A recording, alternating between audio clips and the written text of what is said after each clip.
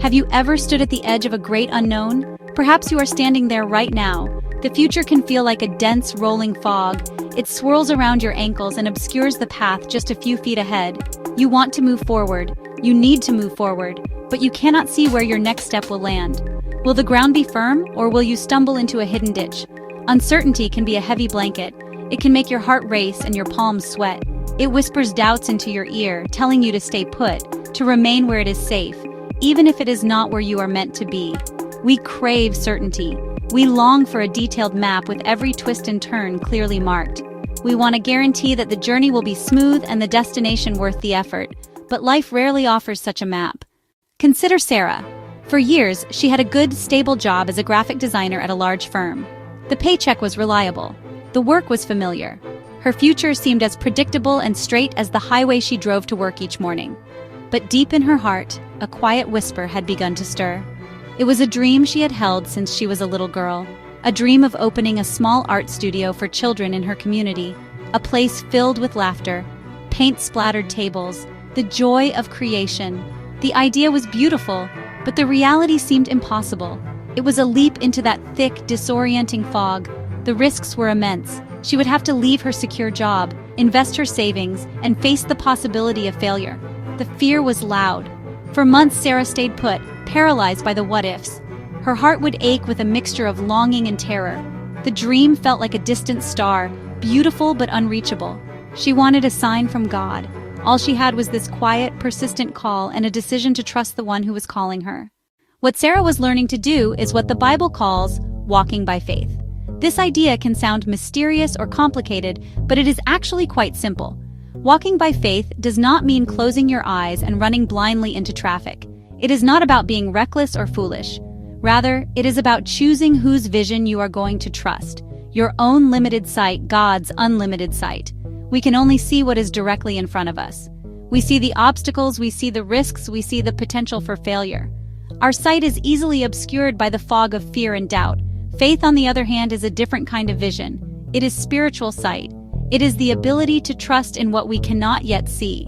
It is believing in the character and promises of God even when our circumstances seem to contradict them.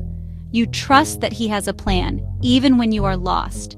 You trust that He is with you, even when you feel alone. It is a conscious decision to value God's perspective over your own. It is like a child holding his father's hand while walking through a dark and scary room.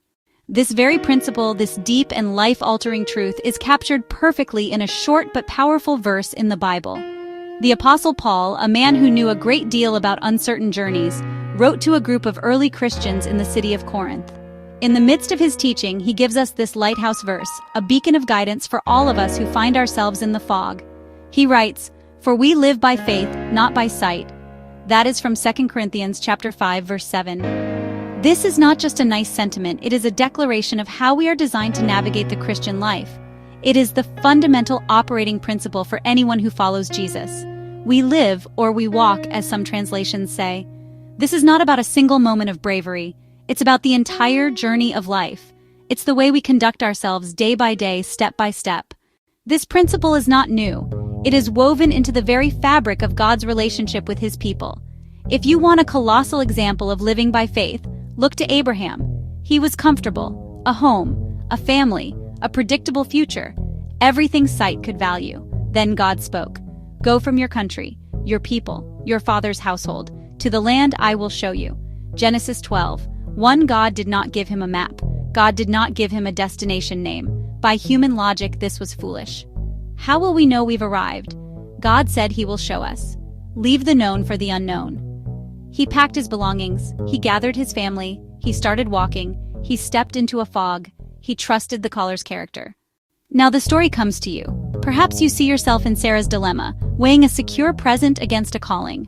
That feels exciting, that feels terrifying. Maybe you relate to Abraham, feeling a nudge from God to leave a familiar place, a job, a relationship, a mindset for a somewhere that God has not yet fully revealed. You are standing at the edge of your own fog. The path ahead is unclear. Your sight can only show you the mist. The voice of fear is whispering for you to stay where you are, where it is predictable and safe.